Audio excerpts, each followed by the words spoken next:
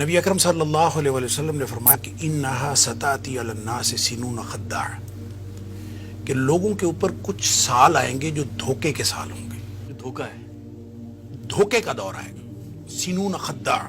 اب دھوکے کے سال کیا ہوں گے، اس میں آپ نے پھر اس کی تفصیل بتائی، ڈیفائن کیا کہ یصدق فیہ الکاذب ویکذب فیہ الصادق، کہ اس میں جھوٹے کو سچا سمجھا جائے گا، سچے کو جھوٹا سمجھا جائے گا. یؤتمن فیہ الخائن ویخون فیہ الامین، بد دیانت کو دیانتدار سمجھا جائے گا، دیانتدار کو بد دیانت سمجھا جائے گا. یا اس کا ترجمہ آپ یوں بھی کر سکتے ہیں کہ جھوٹے کی تصدیق کی جائے گی اور سچے کی تکذیب کی جائے گی، اور دیانتدار جو ہے اس کو بد دیانت قرار دیا جائے گا، اور بد دیانت کی دیانتداری کے چرچے کیے جائیں گے، یوں کہہ لیجیے. اچھا، اس کے بعد آپ نے ایک بات فرمائی جس میں آپ کے سوال کا جواب بھی ہے، وَيَنْتِقُ فِيهَا الرُّوَيْبِضَةُ، جو معاشرے کی زبان ہوں گے، جو لوگ معاشرے کی رائے عامہ کا کام کر رہے ہوں گے، وہ رویبضہ ہوں گے. اب نبی اکرم صلی اللہ علیہ وسلم نے فرمایا رویبضہ. اب صحابہ نے پوچھا اللہ کے رسول صلی اللہ علیہ وسلم وَمَا الرُّوَيْبِضَةُ، رویبضہ کیا ہے؟ آپ فرمایا السفیہ الذی یتکلم فی امر العام، وہ احمق آدمی، احمق صفی اس کو کہتے ہیں جو اپنی ذات سے ناواقف ہو، یعنی اپنی ذات سے بھی ناواقف ہوں گے احمق، لیکن الذی یتکلم فی امر العامہ، پوری دنیا کے ایشوز پر وہ بات کر رہے ہوں گے. اور بڑے بڑے احمق جو ہیں، اب میرا خیال ہے اس حدیث کو اپلائی کرنے کے لیے اور اس کے لیے کسی دور کا تعین کرنے کے لیے ہمیں کوئی بہت زیادہ ایفرٹ کرنے کی ضرورت نہیں پڑتی.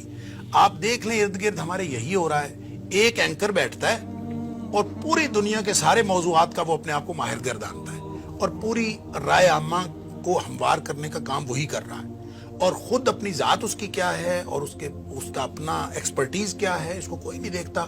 چونکہ اس کو ایک کیمرہ میسر ہے، ایک زبان میسر ہے اور ایکسیس میسر ہے، لہٰذا پوری دنیا پہ اب سوشل میڈیا کہہ لیں، مین سٹریم الیکٹرانک میڈیا کہہ لیں، جو بھی کہہ لیں.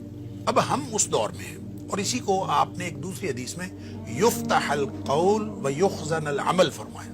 ان من اقتراب الساعہ، آپ نے فرمایا قرب قیامت کی نشانیوں میں سے ایک نشانی یہ ہے کہ یفتح القول، بات کھل جائے گی. کیا مطلب؟ باتیں بہت ہوں گی.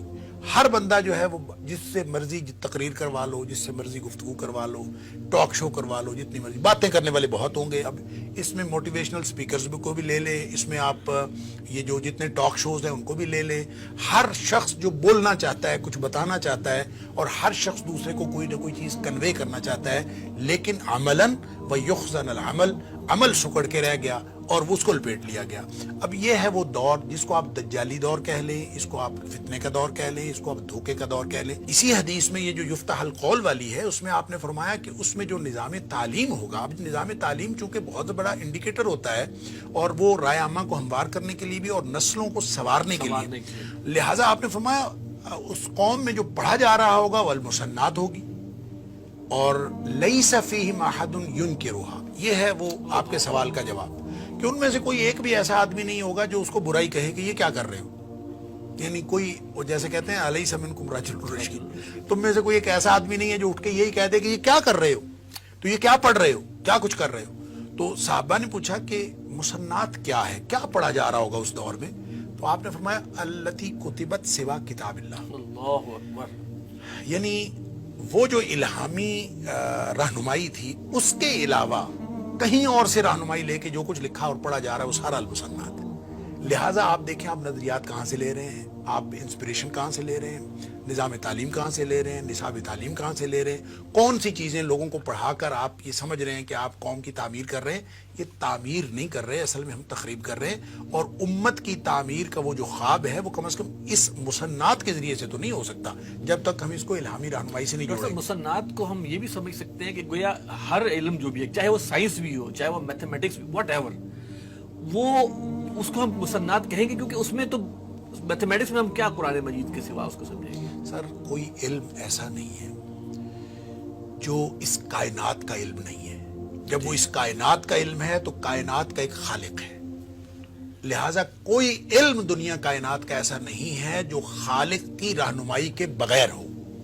ہم نے اس میں سے مائنس کیا ہے اللہ کے وجود کو، ہم نے اس کو اس میں سے نکالا ہے، ہم نے ان سارے مضامین کو سیکولرائز کیا ہے، اور اگر ہم انہی مضامین کو, اور بات تو صرف اتنی دیکھیں, جب ہم شروع پہلی وحی کی بات کرتے ہیں, الذی علم بالقلم بھی تو اسی میں ہے, 5 آیات کے اندر الذی علم بالقلم ہے. القلم ٹولز کو اور ہر طرح کی ٹیکنالوجی کو ڈپکٹ کرتا ہے کہ ہر ٹیکنالوجی کا علم, ہر چیز کا علم, جدید ترین علم, اور القلم جو بھی جدید ترین صورت اختیار کر جائے وہ وحی کا علم ہے, بشرطے کہ اقرا بسم ربک الذی خلق ہو.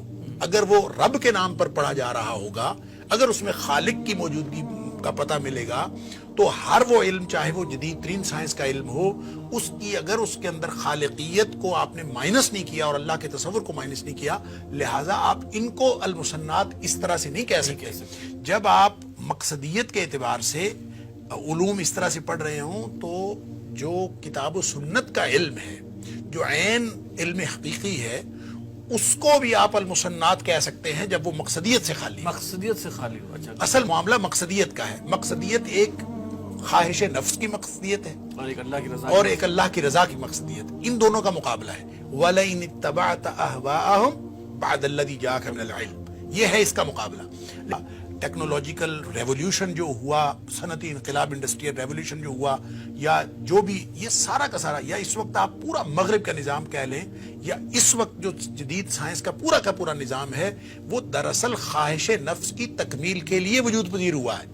یہ ہے وہ شاخ نازک جس کو اقبال نے شاخ نازک کہا تھا کہ شاخ نازک پہ جو آشیانہ بنے گا ناپائیدار ہوگا. تو اس کی بنیاد اصل میں ناپائیدار ہے, اور وہ ناپائیدار کیا ہے کہ اس میں نہ کسی برتر خدا کی اور برتر ہستی کی کوئی وجود کی حیثیت ہے, اور نہ اس کی گنجائش ہے, اور نہ ہی اس کی رضا مقصود ہے. اور اسی کا نتیجہ یہ ہے کہ اب الحاد جو ہے وہ سر چڑھ کے بول رہا ہے, اور اسی کا ایک بالکل اسی کا. اور ظاہر سی بات ہے کہ اس میں یہ جو ماحول ہے جس میں آپ دیکھیں, خدا کا وجود کا انکار کرنا یہ فیشن بنا ہے 18ویں صدی سے آن ورڈ, یہ فیشن بنا ہے. اور ان سائنسدانوں کو بھی جن کا کوئی لینا دینا نہیں تھا خدا کے وجود کے ساتھ کہ وہ اقرار کریں یا انکار کریں, انہوں نے بھی اس کا انکار کرنا اپنی فرض منصبی سمجھا تاکہ ہم بھی اس کے اندر شامل ہو جائیں. لہٰذا یہ ہے اصل میں وہ بنیادی وجہ, وگرنہ ان کو ہم المسنات نہیں کہہ سکتے. ہر وہ علم, چاہے وہ جدید ترین سائنس کا ہو, اگر وہ مقصدیت کے اعتبار سے علوم وحی کے مقصدیت کے ساتھ اس کے ذیل میں آتا ہے, تو وہ سارا کا سارا مقصدیت کے اعتبار سے مقصود اور مطلوب علم ہو جائے گا. اور اگر وہ خواہش نفس کی تکمیل کے لیے ہے, تو وہ آپ اگر کتاب و سنت کا علم بھی اس مقصدیت کے ذیل میں لے جائیں گے تو وہ بھی فتنہ ہے. دین کی بات پھیلانا صدقہ جاریہ ہے. ثواب کی نیت سے ویڈیو کو شیئر ضرور کیجیے. جزاک اللہ.